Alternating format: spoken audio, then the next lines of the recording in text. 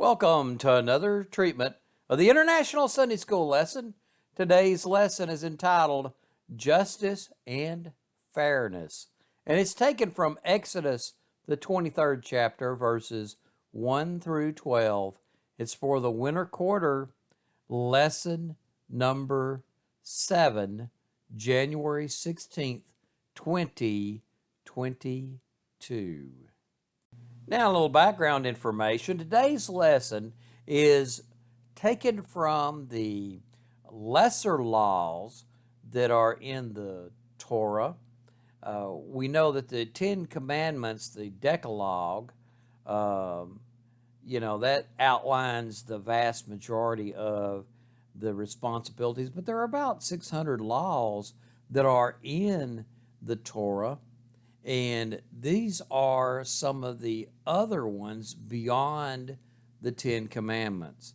And God put a lot of emphasis among the Jewish people in the law of how they should act in their society, how they should treat people.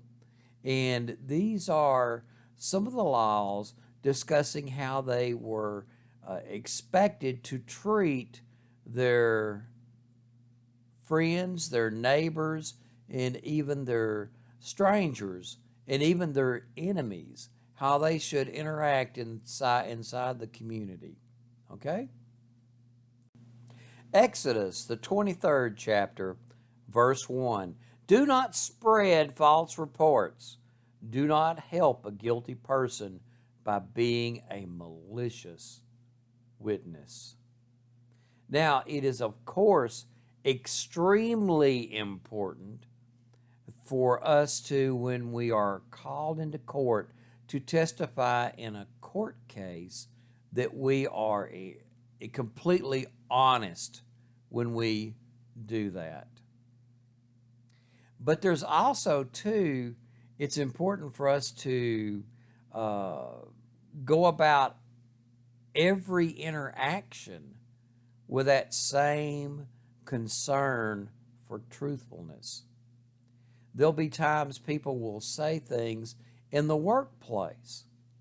They'll get jealous of an employee and they will slur and dig and spread falsehood about another employee, another fellow worker.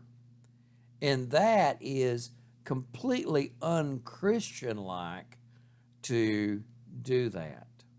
You know, Paul said in Ephesians 4 and 25, therefore each of you must put off falsehood and speak truthfully to your neighbor, for we are all members of one body.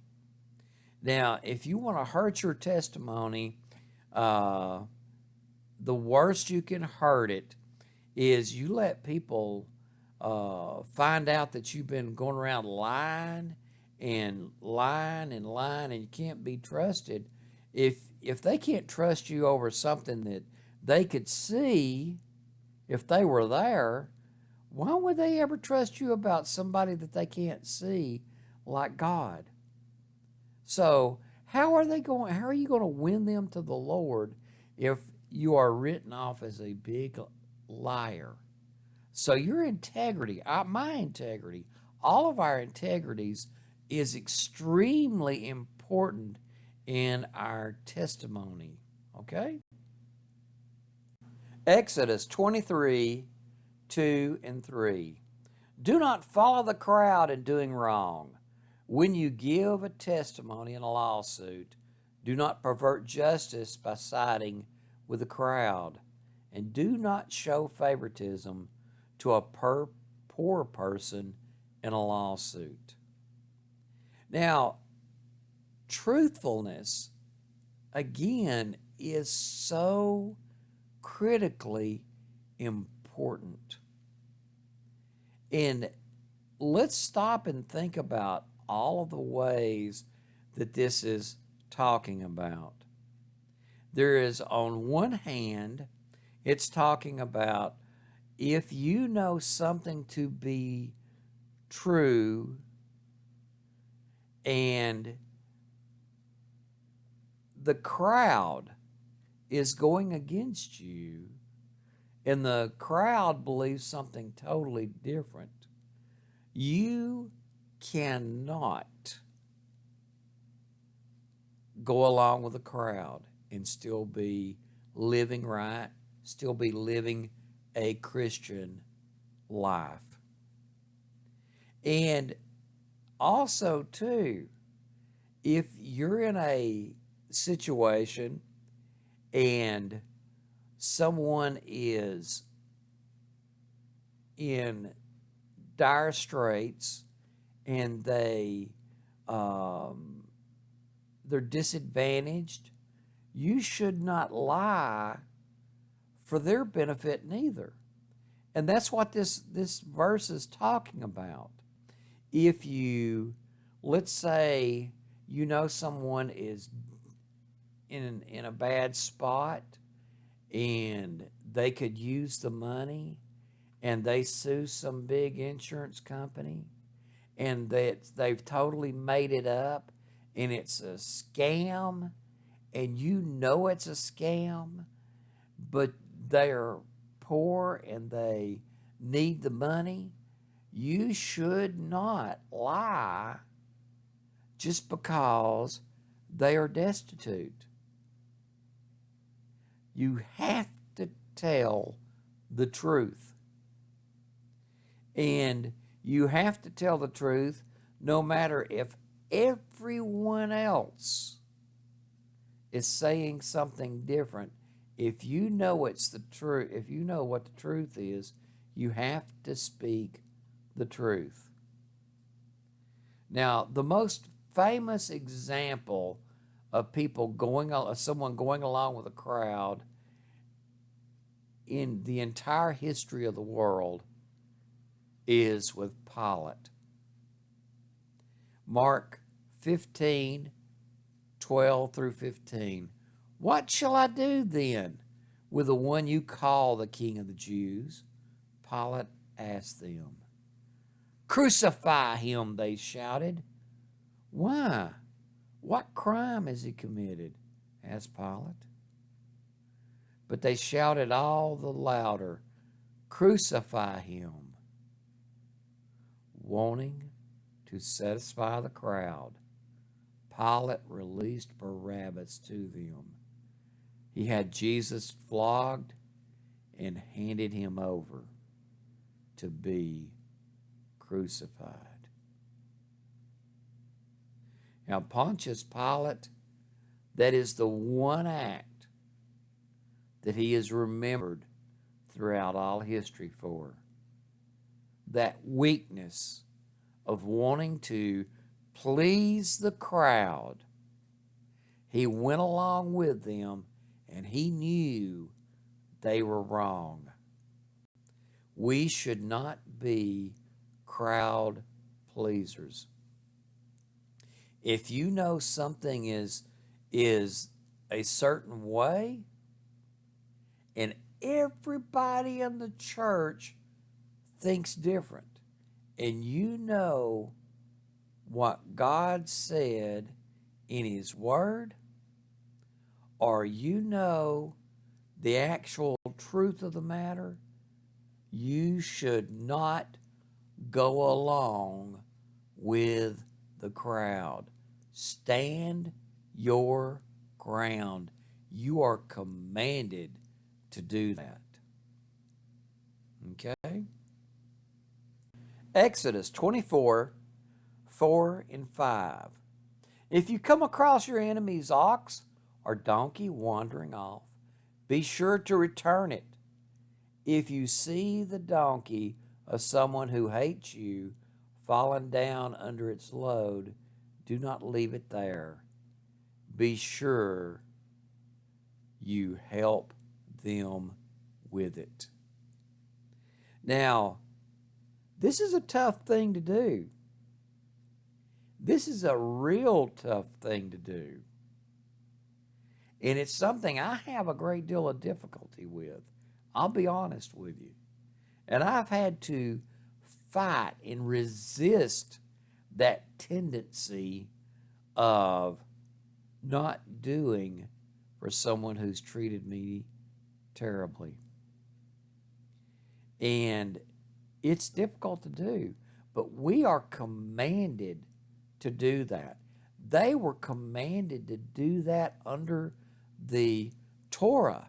They were commanded to do it. And it's doubly commanded to us as Christians to do it. Paul told the Thessalonians, 1 Thessalonians 5 and 15, make sure that nobody pays back wrong for wrong, but always strive to do what is good for each other and for everyone else. We should strive to be kind, gentle, helpful to everyone, regardless how they feel about us, regardless how they've treated us. We should not go about trying to repay evil for evil.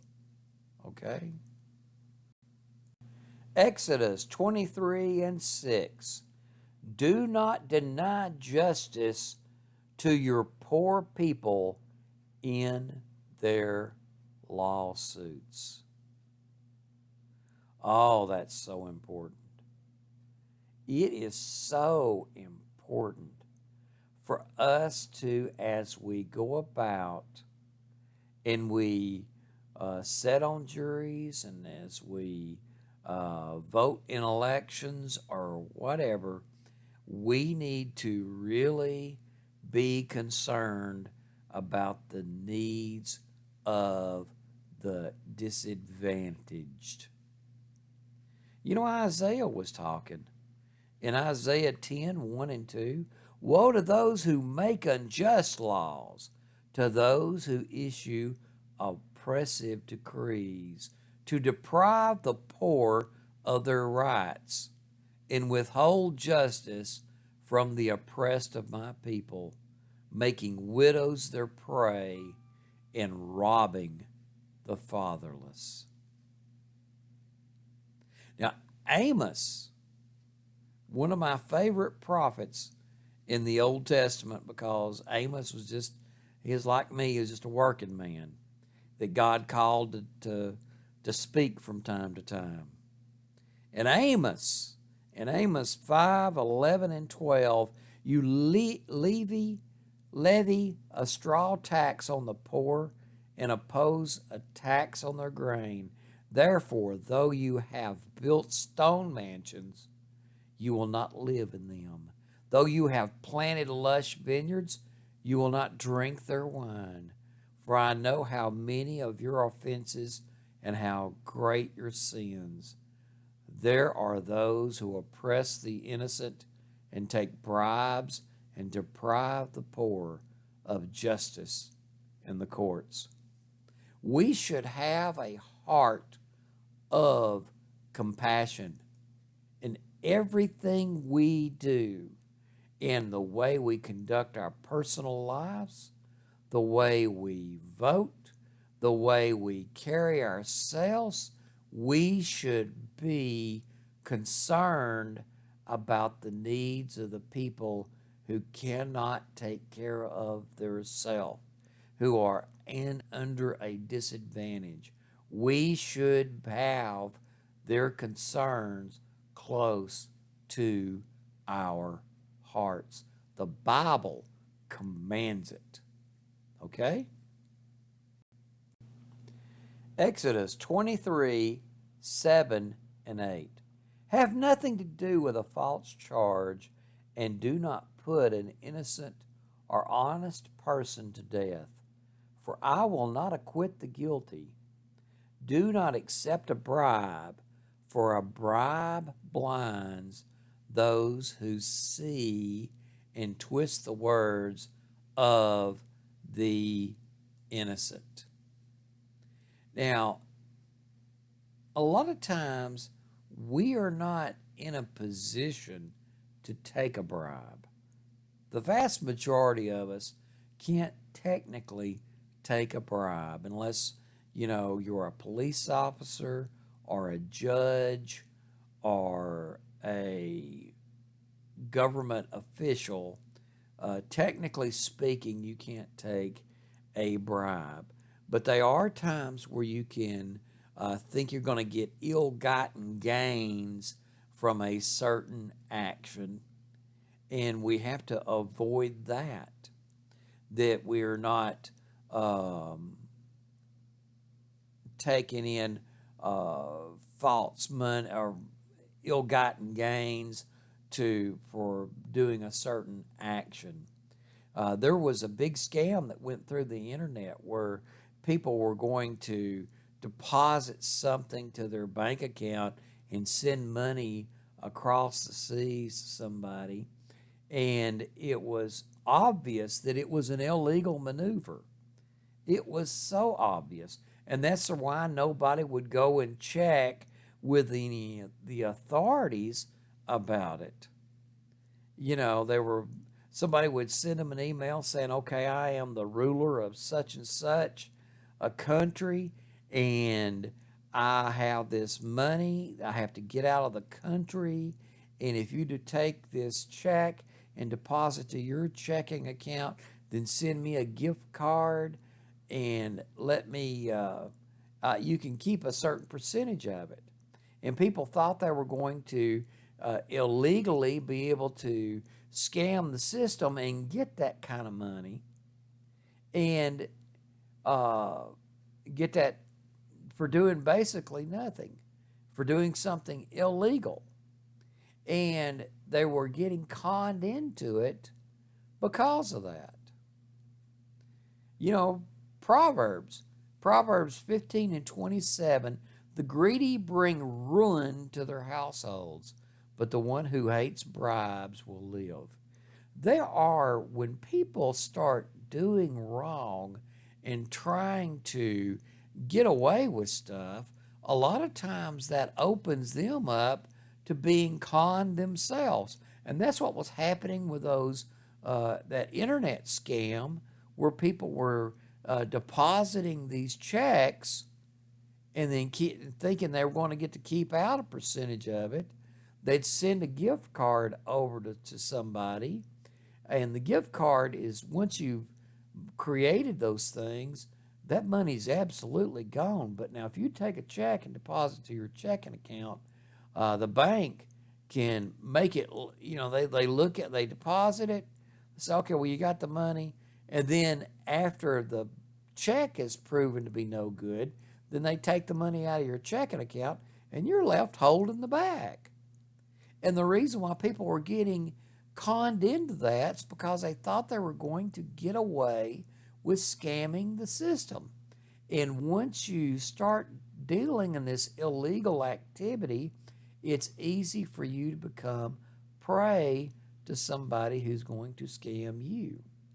So the best thing to do is work for a living, earn your keep, be honest in the way you deal with people, and don't try to get away with stealing from people. Okay? Exodus 23 and 9. Do not oppress a foreigner. You yourselves know how it feels to be foreigners, because you were foreigners in Egypt. And the blessings and cursings in Deuteronomy 27 and 19, cursed is anyone who withholds justice from the foreigner, the fatherless, or the widow. Then all the people shall say, Amen. We need to remember times where we were at a disadvantage. One of the things I am so thankful for is when I was teaching the adaptive taekwondo class here in Chattanooga. I had a class of an entire class of everyone was deaf, every last one of them. And they would, and I don't know sign language, so I would say what I had to say to teach the class to them, and then one of the people who could um, hear, they had an interpreter, and they would do the sign language, and then people would ask questions with sign language, and then the interpreter would relay that back to me. But there were times where they would all be gathered around each other and they're doing sign languages to each other. And so I'm sitting out there like a fifth wheel, not knowing what's being said. So I don't know if they're talking about me or what. And so it gave me the feeling that they must have going through a lot of times, and people are talking and with their back to them and what have you, where they can't read lips or nothing, and how they must feel in at different times, and it gave me an appreciation of how they must feel. And there are different situations like that. You know, you know, those of us that had an absent parent, um, and grew up part of the time in their grandparents' house. Um, you know, you get an appreciation of how things feel. And it's important for us to always remember that feeling when we're dealing with people, so we have an appreciation for the struggles that people have. And you have to also be careful, too, that you don't overdo that and make equivalence between one thing and the other. You know, so you have to be careful about that.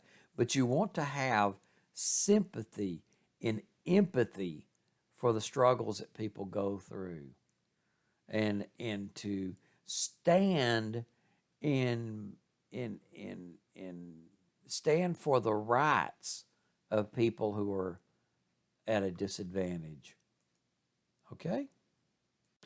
Exodus 20:10 through 12.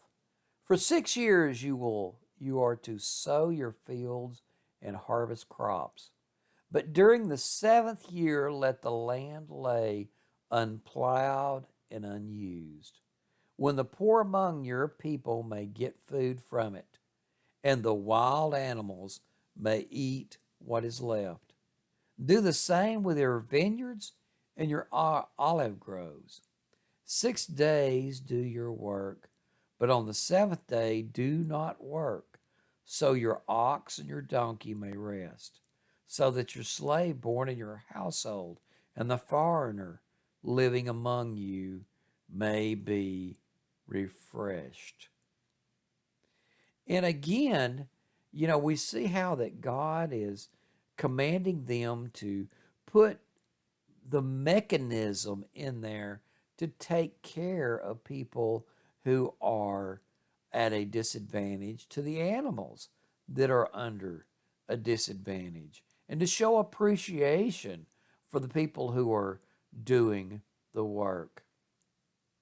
And we should, if we are in a position um, to have people working for us, uh, we should show our appreciation and look out after their uh, requirements, making sure they are safe, making sure they have adequate pay, making sure that there are different things, that their needs are being met. Because each one of us have been a flunky at some point in time for somebody. And we need to remember that. You know, in Deuteronomy 5 and 15, remember that you were slaves in Egypt and that the Lord your God brought you out of there with a mighty hand and outstretched arm. Therefore, the Lord your God has commanded you to observe the Sabbath day. In other words, what God was saying in that verse is that do not get on the backs of the people that's working for you and drive them right into the ground.